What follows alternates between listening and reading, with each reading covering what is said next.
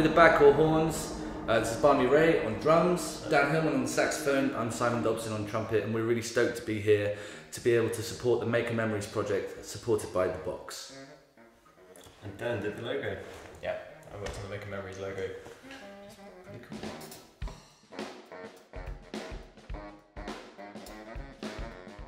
Maker has become a really important part of all of our lives.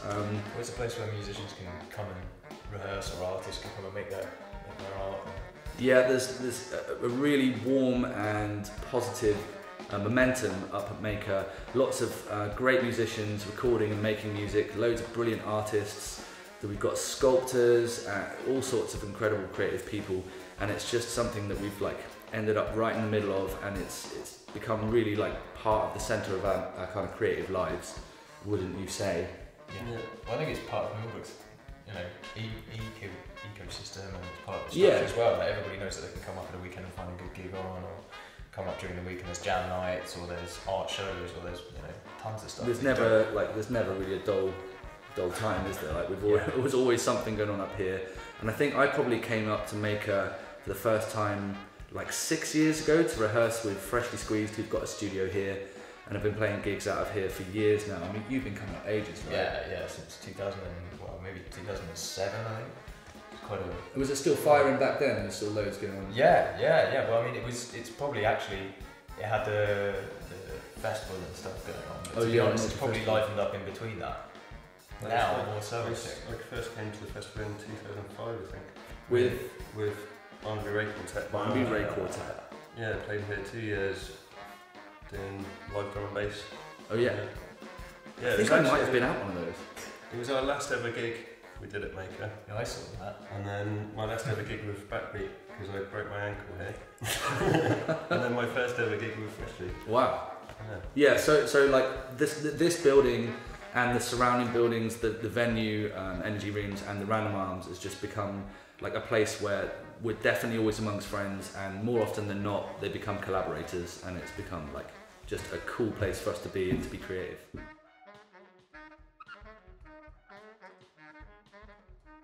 Jam nights happen on Tuesday nights in the Random Arms, and normally they're hosted by one person who kind of curates the evening, puts together acts they want to hear. So it's either kind of a free-for-all, and a lot of people from the local area come and make music with their friends, or someone will put a night on and will actually bring specific acts in.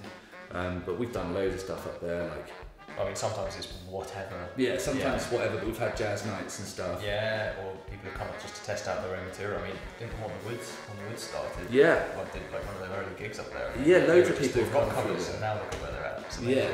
And there was Andrew Girdler's band played there, and they're they're all off studying and stuff now. Yeah. It's a really good place for people to cut their teeth, I think.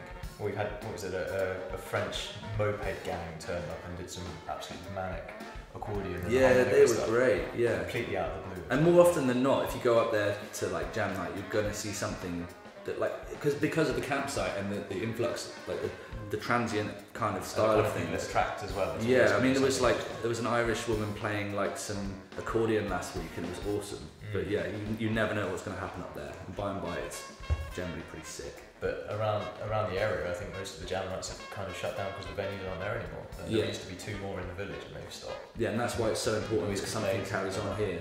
Yeah. And that's happening with venues all over the country. Mm-hmm. People are moving in next door, and then choosing then is a good time to complain about the noise. It's well, you moved in next to a venue, so it's a really important thing to keep part of the community, part of the heart of the community. Yeah. I think this has attracted people from Plymouth to come over because of that very reason. Yeah. There's a free space to do things in amazing surroundings, and we don't get to do that in the town centre anymore because it's stopped. So yeah, we've still got something going on. Well, I moved down just after I finished university because I met Alec, who lives in the village, as part of Freshly Squeezed and Antimatador, and runs the studios that we use to do all of our work in. And I met him at uni as a part of my music course. Didn't really know what I was going to do when I left yet. Not sure whether I was going to work in an office or just figure it out.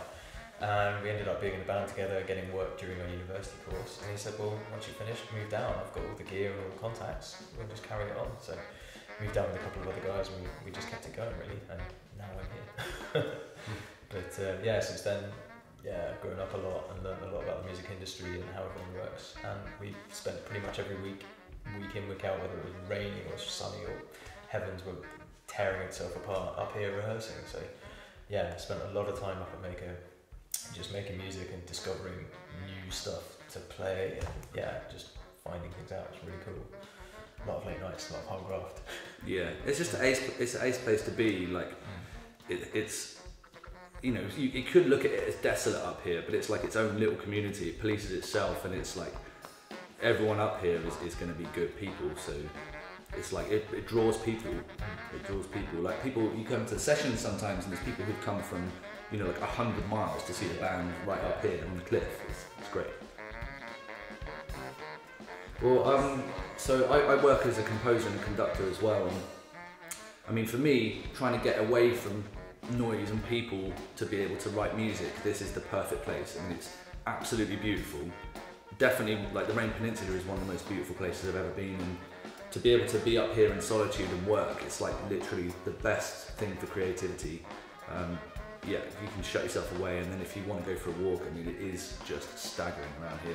It's a perfect place to work, and actually, like, so a lot of the work I do is actually away from here. I conduct an orchestra in London called the Barracks Orchestra, which Dan plays in, and we recently did some shows at the Royal Albert Hall, so I was conducting that orchestra and Dan was on clarinet and saxophone. And we've done a few shows with that orchestra. In fact, the last one we did before that, you were on saxophone, and Alani Evangelou, who also is part of the Maker crew, she sang in the choir at the Royal Albert Hall. And so it's like, it is here, but Maker's also like, Maker's like wherever the creatives go. I guess you charted some of the music out up here, or did some of the rehearsal up here, just because it's a space to get away from everybody else. I can definitely take all the different parts of my career and bring them back to this place for sure. Yeah. Would you say it's a community of belonging? Oh, for sure. Like, any of us could live anywhere, but we don't. We live here. I love it up on the peninsula. I'm sure you feel the same. Like, it's sick up here, right? There's a huge skills exchange as well. I mean, you know, John Chan doing the artwork, he'll do commissions for you and he'll paint a picture of you if you do something for him, like play, or we got him in to do some beatboxing for one of our tracks, which is kind of nearly ready. We've got an EP kind of coming out. We just got, John's done some paintings of us, and we got him in to do some beatboxing. And yeah, the guys that are working at Patchwork do recordings with this, obviously. And yeah, everybody gets involved a little bit with each other, which is really cool. Yeah. I don't think you get that if you were paying per hour in a London rehearsal space. No, for sure. It's soulless. You're in, you're out, you're done. Your next person's in, out, and it's here. You've got your own space to like I say, belong in. Yeah. And and it is like once you've been part of the feel of the place up here and the warmth and the care of the people who work and create up here, like you realise that everyone's here because of the same reason. Everyone's here because of Maker, which rules. We're the Badcore Horns, and we have recorded for you our track Smash.